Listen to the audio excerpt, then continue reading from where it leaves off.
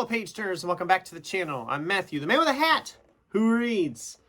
And today we are looking at the month to come. This is my March TBR. Mystery March is upon us once again, and I have a bunch of books that fit into that mystery theme. I don't think any of these could be technically a straight up mystery.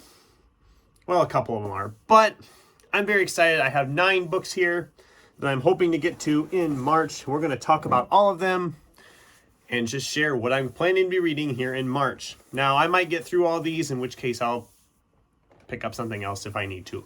But we'll see. The way February went with reading, we'll see what happens. But anyway, let's dive on in. First off, probably the least mystery of all of them. We're continuing our reread of the Sandman Slim series from Richard Kadrey with Book 3, Aloha from Hell. I'll be honest, I'm already forgetting parts of this series and remembering them on the reread because something I thought happened at the end of Book 2 didn't happen, so apparently it happens at the end of Book 3. So that's cool. I'm not remembering everything as clearly as I thought on this reread, but I am enjoying my reread of the series. I'm excited to dive into this one. This one is just, this is 438 pages. So I think the longest one we've read in this series reread so far, but these things move really quick for me. This series has always been a really fast read. I shouldn't have any problem getting it done in March. Now for mystery stuff. Let's just dive right into it. As far as I'm concerned, you can't do a Mystery March without a Dick Francis novel. This is Decider. Dick Francis wrote a lot of mystery novels set around horse racing. And this one has a very nice shiny cover. I think there's like 40 of them he wrote. I have all of them, but I haven't read all of them, so I've just been kind of mixing them in here and there. I know I haven't read this one. This was off of the library book sale back in the day. It was last checked out in August of 2002. Stamped up there. Look at that. So yeah, these usually move pretty quick also. I shouldn't have any problem getting through that.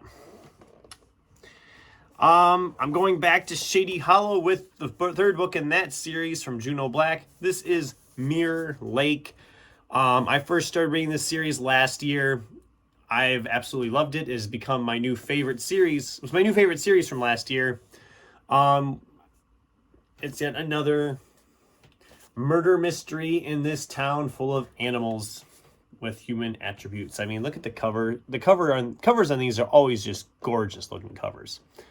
But yeah, the first two were both 5-star books for me. I don't see this one being any different, but we'll find out. Maybe I'll hate this one. Who knows? I don't know. I doubt it. I really doubt it. I've enjoyed these so much so far. I don't think I'll have any problem with this one. We're going to go back to reading Elmore Leonard this year. We have like 4 or 5 Elmore Leonard books sitting here that I've never read. And we're going to start with La Brava. Secret Service agent turned photographer Joseph LaBrava first fell in love with sexy film idol Jean Shaw when he was 12, and she was an unattainable fantasy on a giant screen. Now, 25 years later, she still has what it takes to stop Joe dead in his tracks. But since entering LaBrava's world in the flesh, the ageless, seductive star's real life has begun to resemble one of her B-movie noir scripts, complete with dangerous scams and deadly goons. And though it's tough to tell fact from flicker, one thing seems perfectly clear. There's no happy ending planned for Joe LaBrava at the final fade out. And it says, People magazine called it a first-class mystery novel. So, you know, that's my qualifying factors for that. Elmore Leonard is an author I love his Western stuff, and his more crime-driven novels I've been more hit and miss on. Some I've really liked. Some have been a little bit... They haven't worked for me. I don't know where this one will fall, but it's fairly short. I think it's only like 250 pages. Not even 250 pages. So I think I'll fly through this one pretty quick. All right, this one...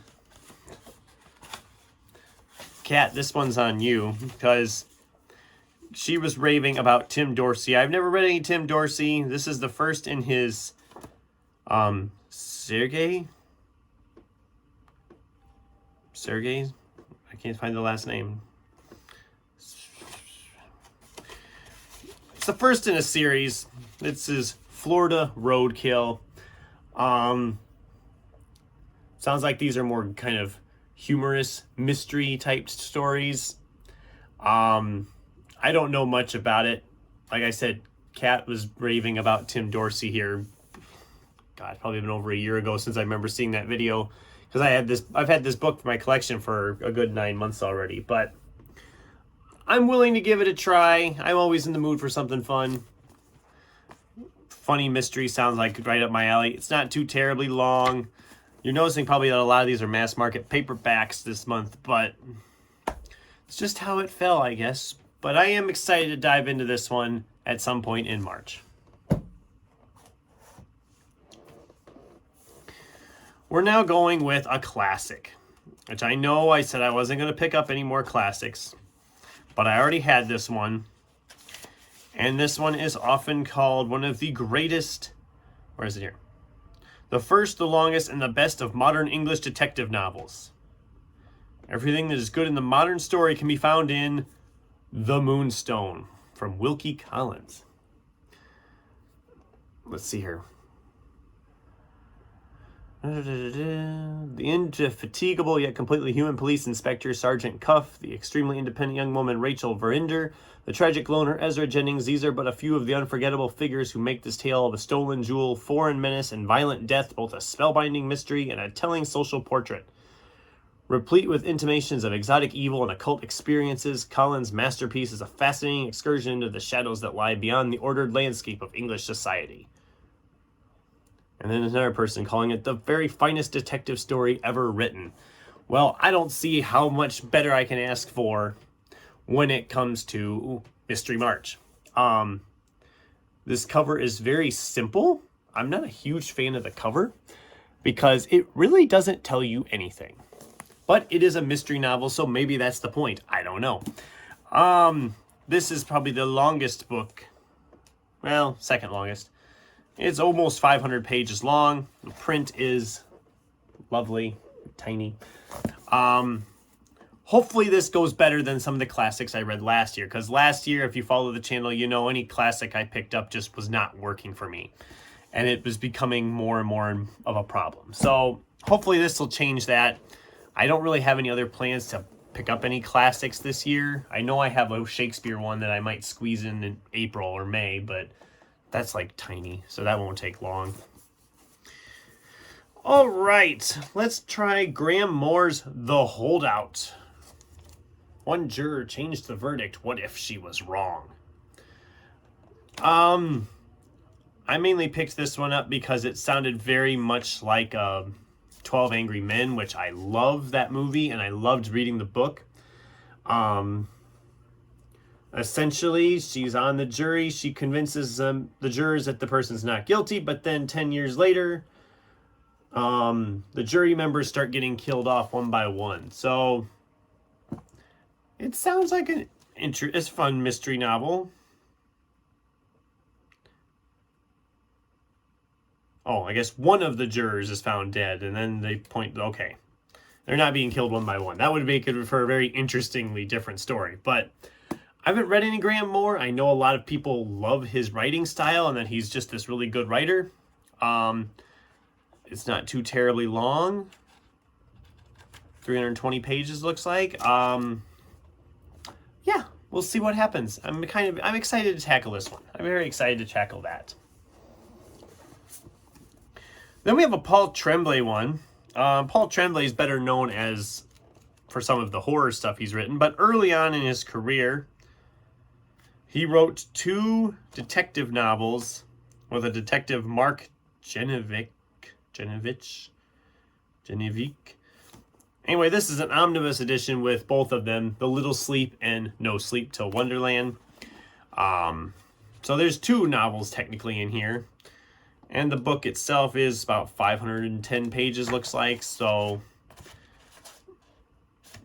I do love the cover. I mean, look at that cover. That's a cool cover. I don't know much about these. I've read some Paul Tremblay, but I've never read anything like more mystery angled from him. I've read more like A Head Full of Ghosts, Cabin at the End of the World. What was the one I read last year? Horror movie. That was really good. So I'm curious to see how this turns out. This one will probably be the hardest one for me to get through, maybe. I don't know. Sometimes Paul Tremblay doesn't click with me. I'm hoping that will not be the case with this, but we'll find out. And finally, I've had this one sitting here for a little while too now. This is Louis Bayard's The Pale Blue Eye. And yes, it has one of those lovely little Netflix stickers that doesn't come off.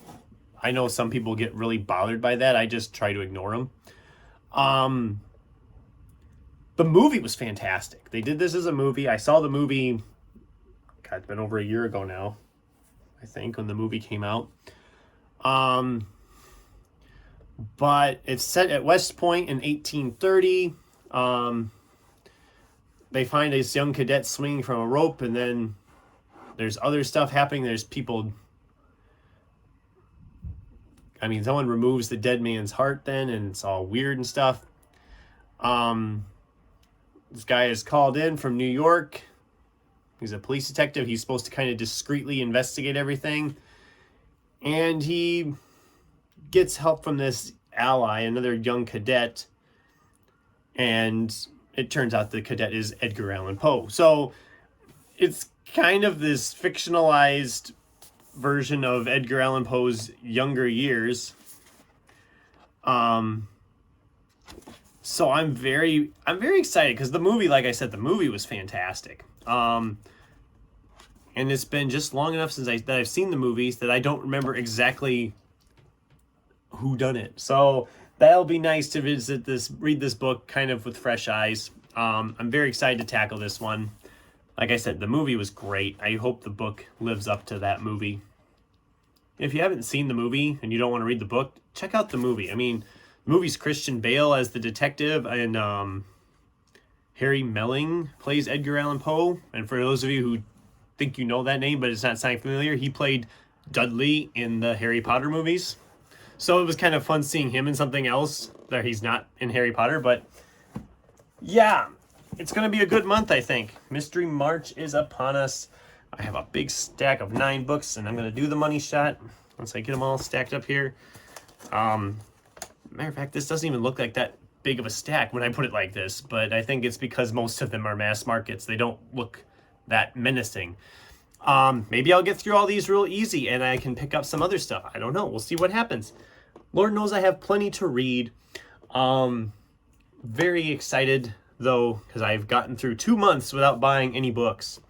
Or it will be 2 months practically by the time you watch this, because this video will be going up on the last day of February. And I'm not going anywhere or doing any shopping right now, so that's cool. I did get some books from my girlfriend for Valentine's Day, so I will be doing a book haul here in the first part of March. It won't be a very big one because it's just what I got as gifts, which there was 4 of them. And I will talk about all of them. That'll be a very short book haul, probably the shortest book haul you'll ever see from me, but we'll see. And we'll continue on. Hopefully we can still get through March without buying any books. That's my goal, is to at least get through March. 3 months is pretty good. And by that time, my bag to go to half price is going to be full. And if I have to take the bag back to empty it, I might as well buy more since I'm there. I mean, I'm there. It's a vicious cycle. Anyway, that's the video today. I'd love to hear from you. Are there any of these that I should prioritize this month? Have you read any of these? Do any of these sound good to you? What are you planning to read in March? Are you doing a Mystery March at all or whatever? I'd love to hear from you in the comments down below. Thanks for watching, and until next time, keep turning pages.